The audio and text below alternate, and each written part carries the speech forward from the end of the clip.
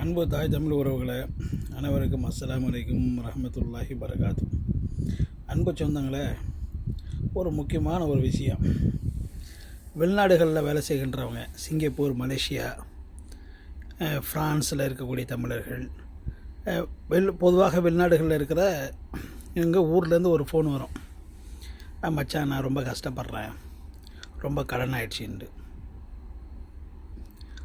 அன்பு சொந்தங்களை, அந்த மாதிரி வந்து பேசுகின்ற நண்பர்களாக இருக்கட்டும், உறவினர்களாக இருக்கட்டும், சொந்த பந்தமாக யாராக இருந்தாலும் சரி, முதல்ல தீர விசாரிச்சுட்டு அதுக்கப்புறம் வந்து பணத்தை கொடுக்குறத தான் கொடுங்க. என்னுடைய நண்பர் வந்து ஒருத்தர் வெளிநாடுகளில் இருக்கார்.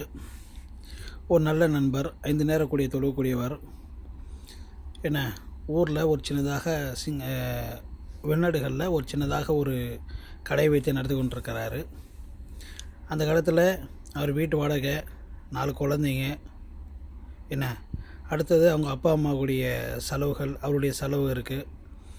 இப்படி அவர் வந்து வாழ்ந்துட்டுருக்கிறாரு.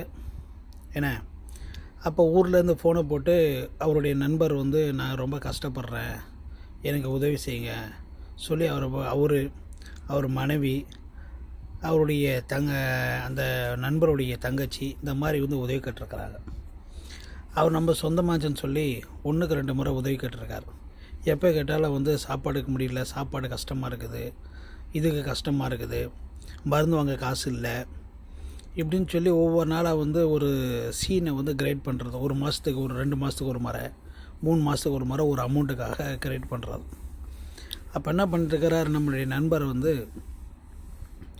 ஊரில் உள்ளவங்கள விசாரிச்சிருக்கிறார். அவர் அந்த ஊருக்கார் தானே. அந்த ஊரில் இந்த மாதிரி இவங்க சொல்கிறாங்க என்னன்னு கேட்கும்போது, அவங்க எல்லோரும் சொல்லியிருக்கிறாங்க, அவன் பொய் சொல்கிறான், அவன் வந்து இந்த பெண்களுக்கு கொடுக்குறாங்க தெரியுமா, மதர் சங்கம், அது மூலயமாக பணத்தை வாங்கி அதுலேருந்து என்ன பண்ணுறான்னு சொன்னால், இவன் வந்து கூட ஒரு 3 காசு 5 காசு சேர்த்து வட்டி விட்றான்.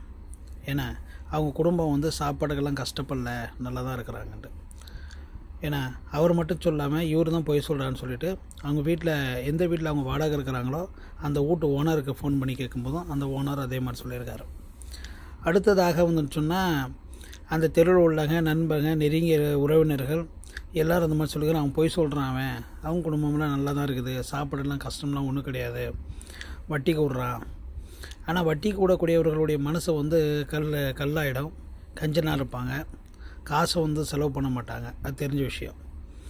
ஏன்னா இப்படி இருக்குது. அந்த நண்பருடைய ஊரில் இருக்கிற அந்த நண்பருடைய தங்கச்சி வந்து விதவை. ஏன்னா அவங்களுக்கு வந்து நான் ஹெல்ப் பண்ணுறேன்னு சொல்கிறாரு, ஆனால் வந்து அவர் பொய் சொல்கிறாரு. அப்படின்னு இருக்கும்போது அந்த ஒரு விதவைன்ற ஒரு பொண்ணை காரணமாக காட்டி இந்த காசை வந்து அடிக்கடி வந்து கேட்குறது. இந்த மாதிரி வந்து ஒரு தரங்கட்ட நண்பர்கள் இருந்தான்னு சொன்னால், தரங்கட்ட உறவுகள் இருந்தான்னு சொன்னால், அந்த உறவுகள் என்ன பண்ண சொன்னால், நம்ம வந்து அந்த செடிகளுக்கு அந்த கிளைகளை வெட்டி எப்படி எரியுமோ அது மாதிரி எரிஞ்சிடணும். ஏன்னு சொன்னால், அல்லாஹ் வந்து இல்லாதவங்களுக்கு உதவி செய்ய சொல்கிறான். இந்த மாதிரி ஆளுங்களுக்கு உதவி செய்கிறத விட ஒரு எத்தீம் குழந்தைகளுக்கு, அல்லது வந்து இந்த சாப்பாட்டுக்கு வந்து ஆப்ரேஷனுக்கு வந்து பணம் கட்ட முடியல, குழந்தை வந்து பிறக்கிற சமயத்தில் வந்து பணம் இல்லாத இருக்கிறவங்க, கல்யாணத்துக்கு வந்து கல்யாணம் நிச்சயமாக ஆகிடுச்சு, ரொம்ப வசதி இல்லை, இந்த நகை வாங்குறதுக்கு பணம் இல்லாமல் இருக்கக்கூடியவங்க, இந்த மாதிரி ரொம்ப ஏழைங்க, படிப்பு செலவு, இல்லை வயதானவங்களுடைய மாத்திரை மருந்துகள், பிபி சுகருக்கான மாத்திரை செலவு, இல்லை ஒரு நல்ல சாப்பாடுக்கு கூட வழி இல்லாமல் எவ்வளோ பேர் இருக்கிறாங்க, அவங்களுக்கு கொடுத்தாலும் புண்ணியமாக இருக்கும். இந்த மாதிரி அயோக்கியர்கள் என்ன பண்ணுறான்னு சொன்னால், சொந்தம் என்ற பேரில் நம்மளை வந்து ஏமாற்றி காசு போடுறவங்களாக இருக்கிறாங்க. என்னையும் வந்து 2-3 பேர் ஏமாற்றிருக்கிறாங்க. நம்ம செய்கிறது அல்லாஹ்க்காக செய்கிறோம். நீ ஏமாற்றி வந்து எதில் நீ செய்ய போகிற? ஏன்னா நீ நினைக்கலாம், ஐயோ நம்ம ஏமாற்றிட்டுண்டு, நம்ம எங்களை ஏமாற்றிட்டோம், நம்ம தான் அறிவாளிண்டோம். சரி, நாங்கள் உங்ககிட்ட ஏமாந்ததுனால நாங்கள் வந்து முண்டமும் கிடையாது, அது முதல்ல புரிஞ்சுக்கணும். வாழ்க்கையில் ஏன்னா ஒருத்தன் ஏமாத்துறோம், ஒருத்தன் ஏமாற்றுவான். ஓகே, கடவுள் இருக்கார். அதுக்கு தான் சொல்லுவாங்க, அல்லாஹ் மீது முழுமையாக நம்பிக்கைன்னு சொல்லுவாங்க. ஹஸ்புனல்லாஹு நிஅமல் வக்கீல், ஹஸ்புனல்லாஹு நிஅமல் வக்கீல், லா ஹவ்ல வலா குவத்த இல்லா பில்லா. இது போன்ற முசிபத்தில் இருந்தோம். ஏன்னா நம்ம பாதுகாத்துக்கிறோம். வெளிநாட்டில் இருக்கிறவங்க கஷ்டப்படுறாங்க. இங்கே பாருங்கள், எனக்கு வந்து முதுகு வந்து வலி. ஒரு 3 நாளாக வந்து கழுத்து திருப்ப முடியல. இருந்தும் 50 கிலோ 100 கிலோ வந்து லக்கேஜ் வந்து நம்ம எடுத்து வச்சு தான் ஆகணும். ஏன்னா நம்ம தலையெழுத்து நம்ம அதுக்கு தான் வந்துருக்கிறேன். ஒரு நாள் லீவ் போட்டோன்னா ஒரு நாள் சம்பளம் கிடையாது. சம்பளம் இங்கே வந்து தரமாட்டாங்க. கம்பெனிகளில் வந்து நம்ம லெட்ரு கொடுக்கணும் இல்லைங்களா? கவர்மெண்ட்டில் வேலை செஞ்சால் லெட்ரு கொடுக்கணும். கம்பெனியில் ஒரு ஹாஸ்பிட்டலில் போய் அந்த ஒரு லெட்ரு கொடுக்கணும். ஆனால் வந்து பெரும்பாலும் நம்ம லீவ் போட்டோன்னு சொன்னால் அந்த அன்றைக்கி இந்த லீவுக்கான சம்பளங்கள் கிடையாது. அது நிறைய கம்பெனியில் இருக்குது. ஏன்னா இதெல்லாம் தெரிஞ்சிக்காமல் ஒருத்தர் ரொம்ப கஷ்டப்படுறானே அவங்ககிட்ட நம்ம போய் கேட்குறோமே. வெளிநாடுகள்னாக்கா மரத்தில் காய்க்குது இல்லை வந்து இது பறிக்கிறாங்களா? கொஞ்சம் புத்தியோடு இருங்க. ஓகே.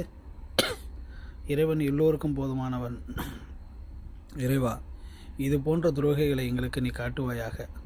இது போன்ற எங்களை முதுகில் குத்தக்கூடிய சொந்தம் யாராக இருந்தாலும் நாங்கள் விலகிருக்க செய்வாயாக. இறைவா, எங்களுடைய வாழ்க்கை பயணத்தை எல்லாம் மற்ற மக்களுக்கும் உதவி செய்வாயாக. மனிதநேயத்தோடு எங்களை வாழ வைப்பாயாக. இறைவனை பிரார்த்தனை செய்தவனாக முடிக்கிறேன். அன்பு சொந்தங்களே, உலகெங்கும் இருக்கிற தமிழர்களை கோவப்படாதீங்க. நான் சொன்னது தவறுதலாக இருந்தால் மன்னிச்சிடுங்க. இது வந்து மனசை வந்து பாதித்தது. அந்த நண்பர் வந்து ரொம்ப கவலைப்பட்டு சொல்கிறாரு.